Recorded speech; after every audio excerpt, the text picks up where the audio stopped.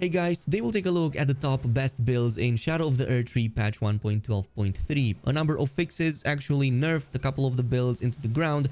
However, despite some adjustments, some of them are still very strong, plus some additional builds jumped a few more steps into the ranking, so we're going to check all of that and more in this video.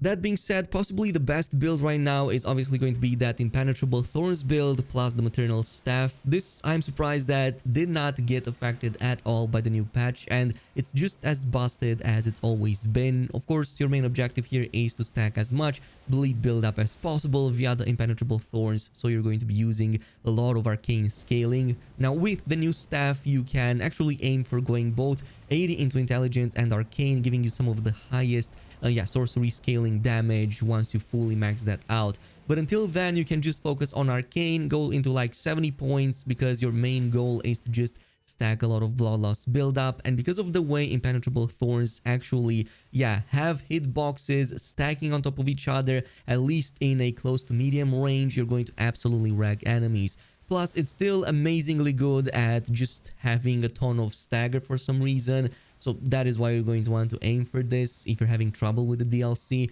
You can also fully go with just protective talismans and protective gear. The only kind of mandatory item I would recommend is the beloved Stardust, but you can more than make up for the debuffs you get to your defenses with any of the other shield talismans +3 and kind of get a high defense. With this setup that I'm having right here, I still retain about like 70% damage resistances all across the board, and you can still go with like some physics tier to buff that all the way to like 93, just enough so that you can unleash all that damage and pretty much wipe any boss off the face of the planet.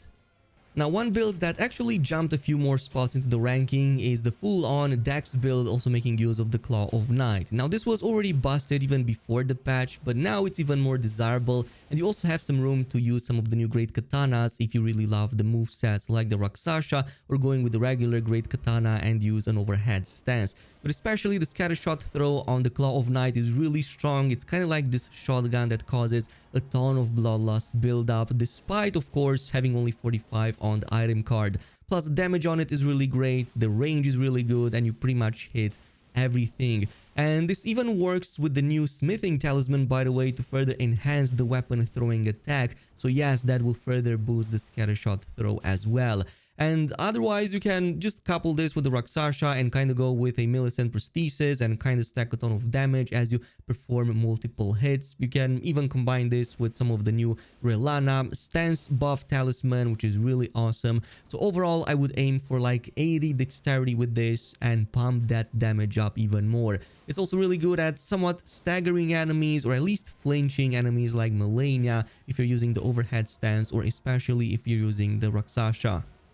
Now, one build that's actually kind of making a return but getting a twist is of course the Fullon Faith build, making use of the blasphemous blade, except that we're also going to incorporate the pest threads in this, and any of the new incantations that get a ton of damage. I covered them in a previous video going over the best ones, but specifically this blasphemous blade actually gets a massive damage boost because now we also have the talisman of the dread that further boosts the fire damage on it. Even though it does say that it raises potency of magma, that's essentially what you're unleashing with a L2 special ability on that blasphemous blade. So this fully stacks with like the fire scorpion charm, and as you can see, the damage is absolutely insane. And if that wasn't enough, you also have the pest threads, which is one of the best incantations in the DLC, absolutely shredding any bosses, especially ones with large hitboxes.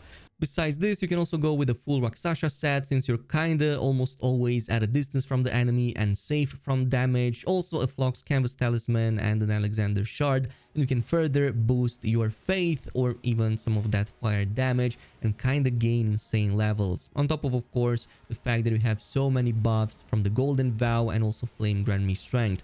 Overall, amazing build. You will want to of course stack as much faith as possible, 70 to 80 preferably, but you can also have some extra points into strength since you obviously need it for that weapon. Now, as we talked about Faith, one other build that still remains very strong despite the nerf that it got is to the Fire Knight Greatsword. Specifically, yeah, its R1 true combo chain kinda got nerfed, but that's mostly going to affect just PvP. In PvE, it just behaves the same. You're still going to have around the same outcome, as enemies don't tend to dodge in that small time window between the first and the second hit.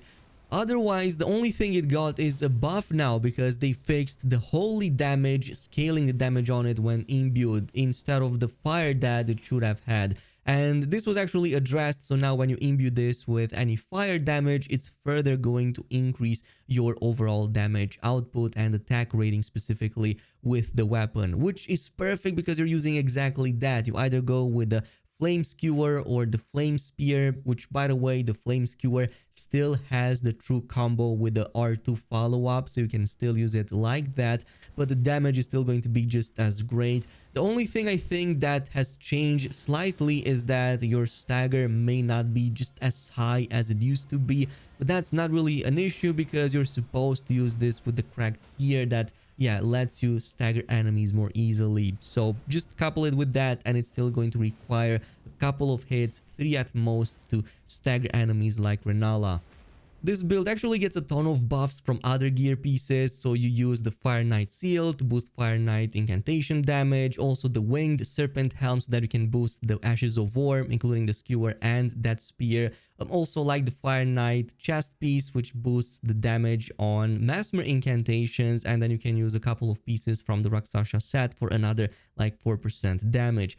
Besides that, Shard of Alexander, the double wield talisman, Fire Scorpion Charm since we do deal fire damage, and maybe even a Godfrey icon since you do unleash charged attacks. And with this, you're going to deal thousands upon thousands of easy damage and also very good stagger on enemies.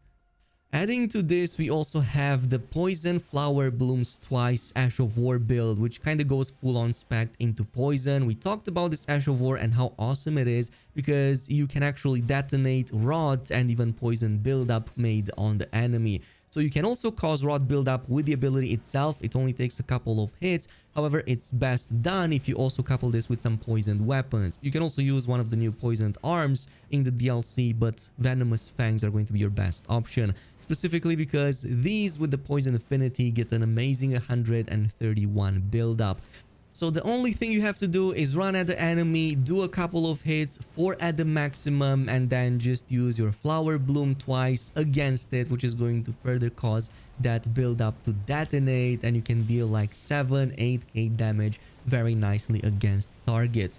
So a build like this would again focus a lot of points into Arcane, 70 points specifically, and also going a little bit more into Dexterity, and then just using the Venomous Fangs, Mushroom Crown plus Kindred of Rot Exaltation so that you get both the damage boost of having rot or poison in your vicinity. You can even use Millicent's Prosthesis and Winged Sword Insignia plus of course Alexander's Shard to further boost the damage on enemies. Now this is going to be a bit more glass cannony, so you can actually replace some of these, maybe the Winged Sword Insignia with one of the new shields added, or just get some extra protection via physics tier, but otherwise really awesome and definitely fun to play with. Besides this, we also know that intelligence builds got a bit of love in the new update, not just because the Carrion Sorcery Sword actually got its intelligence scaling fixed, that's actually a lot more viable now, but specifically because the Carrion Sovereignty Ashe of War remains one of the most busted skills in the new DLC. This still remains one of the highest damage dealers and one of the best ways to also stagger enemies. Especially if you couple this with a Stone Barb cracked tier, you're pretty much doing a single combo that's more than enough to stun bosses in the new DLC. Now, this is something that you're going to want to use on greatswords again, so just go with the Claymore for example, it's probably the best option. Having this on a greatsword, you have the hyper armor, so you don't get as easily interrupted compared to having it on regular swords.